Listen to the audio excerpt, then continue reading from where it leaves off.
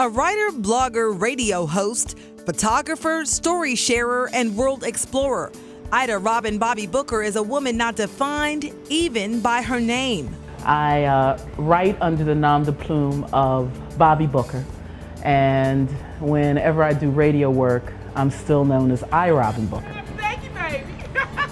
A free spirit, Bobbi was born with curiosity. She started writing at 8 and attributes her early attraction to writing real stories to her father, Benny, who raised her. My father was always an activist.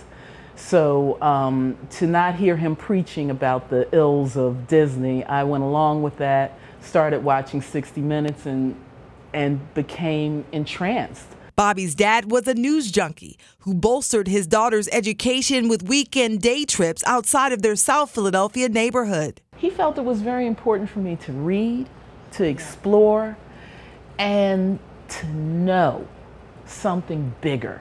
While a student at Temple University, Bobbi reluctantly stumbled into radio, taking to the airwaves at WRTI, then spent 15 years reporting at WPEN, WWDB, WHYY, and Metro and Shadow Traffic before taking the leap of faith toward her joy. I really felt it was important for me to live my dream. And while radio was other people's dreams, it wasn't exactly what I had planned on. Bobbi began writing for Audioglyphics magazine and became one of the first to highlight the Philadelphia underground neo-soul sound and its groundbreaking artists like Jill Scott, Erykah Badu,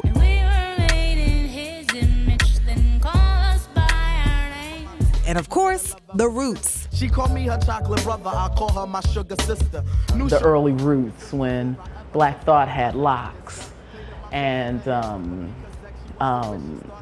Questlove was like kind of still beating on, upside down buckets at times.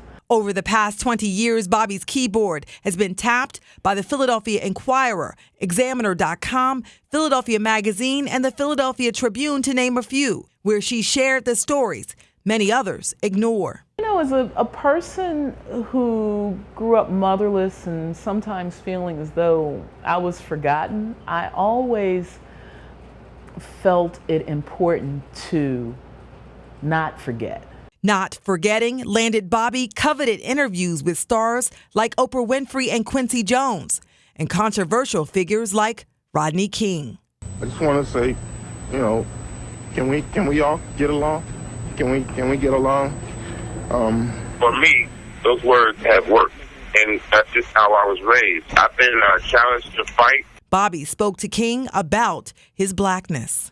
It's very interesting to hear your use of the word Negro. Is that embracement or just, maintaining in, the old folk style or what?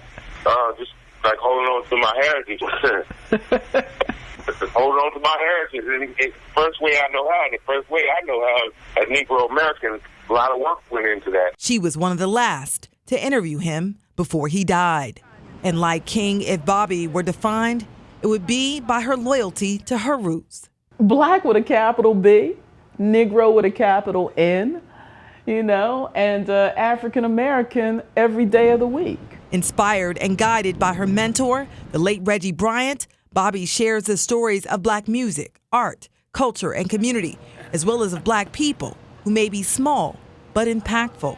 It was important to me to tell those stories of those people in the neighborhood that I was growing up in because those stories weren't being told. While Bobbi exposes the souls of Black folks on paper and online, she's still grounded in sound, hosting WRTI's Ovations every Sunday morning. The organizing concept of this music is not the melody of Europe, but the rhythm of Africa. Photography, another cornerstone of her craft. I'm always interested in how this plays off. Like this is one of these classic guys. Bobbi documents street art, highlighting roses among the concrete. I don't know who this artist is, but I'm very intrigued. Marked by her Blackness, Bobbi certainly is not limited by it. It gives her the vision to see below the surface. It's a gift to have this job, to have this voice. Vision, nuance, and versatility. or what makes this mother, explorer, and sharer of real stories? Ida Robin Bobbi Booker, the Philadelphia Association of Black Journalists 2016 Lifetime Achievement Award honoree.